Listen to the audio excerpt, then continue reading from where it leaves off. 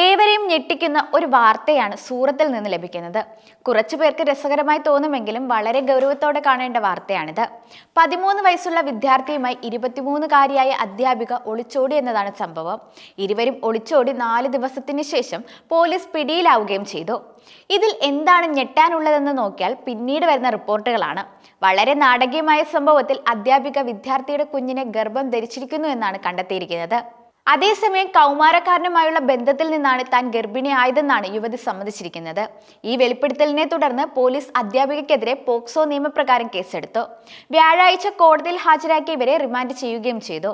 ആദ്യം 11 വയസ്സുള്ള വിദ്യാർത്ഥിയുമായി അധ്യാപിക ഒളിച്ചോടിയെന്ന റിപ്പോർട്ടാണ് പോലീസിനെ ആശയക്കുഴപ്പത്തിലാക്കിയത്. എന്നാൽ പിന്നീട് കുട്ടിയുടെ യഥാർത്ഥ പ്രായം 13 ആണെന്ന് സ്ഥിരീകരിച്ചു. രാജസ്ഥാൻ ഗുജറാത്ത് അതിർത്തിക്ക് സമീപം ഷംലാജിയിൽ വെച്ചാണ് ഇവരെ പോലീസ് പിടികൂടി സൂറത്തിലേക്ക് തിരികെ കൊണ്ടുവന്നത്. തുടക്കത്തിൽ നടത്തിയ ചോദ്യം ചെയ്യലിൽ അധ്യാപികയുടെ ട്യൂഷൻ ക്ലാസുകളിൽ പങ്കെടുത്ത വിദ്യാർത്ഥിയും അധ്യാപികയും തമ്മിൽ അടുപ്പമുണ്ടായെന്നും തുടർന്നാണ് ഇരുവരും ഒരുമിച്ച് ഒളിച്ചോടാൻ തീരുമാനിച്ചതെന്നും വ്യക്തമാവുകയായിരുന്നു. സൂറത്തിൽ നിന്ന് ഏപ്രിൽ 25-ന് കാണാതായ അധ്യാപികയും വിദ്യാർത്ഥിയും ബുധനാഴ്ച പുലർച്ചെയാണ് ഗുജറാത്ത് രാജസ്ഥാൻ അതിർത്തിക്ക് സമീപം കണ്ടെത്തിയത്. പ്രായപൂർത്തിയാകാത്ത ആൺകുട്ടിയുമായി അധ്യാപിക പലതവണ ലൈംഗിക ബന്ധത്തിൽ ഏർപ്പെട്ടതായി അന്വേഷണത്തിൽ തെളിഞ്ഞതോടെയാണ് പോലീസ് പോക്സോ നിയമം ചുമത്തിയത്. അതേസമയം ഒരു സ്ത്രീക്കെതിരെ ഈ നിയമം ചുമത്തുന്നത് അപൂർവമായിട്ടാണ്. റായ്ഗഡ് ഗ്രാമത്തിന് സമീപം വെച്ചാണ് ഇവരെ പോലീസ് അറസ്റ്റ് ചെയ്തത്.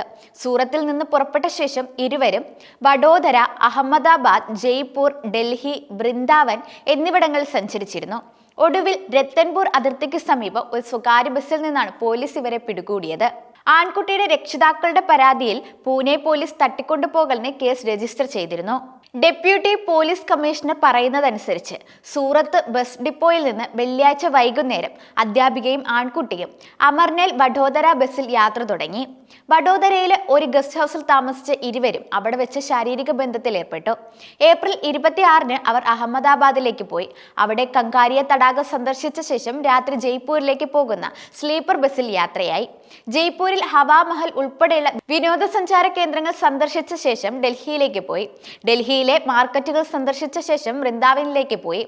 അവിടെ പ്രേം മന്ദിരം, വാട്ടർ പാർക്ക് സന്ദർശിച്ചു. പിന്നീട് ജയ്പൂരിലേക്ക് മടങ്ങി ചൊവ്വാഴ്ച വൈകുന്നേരം അഹമ്മദാബാദിലേക്ക് ബസ് കയറി.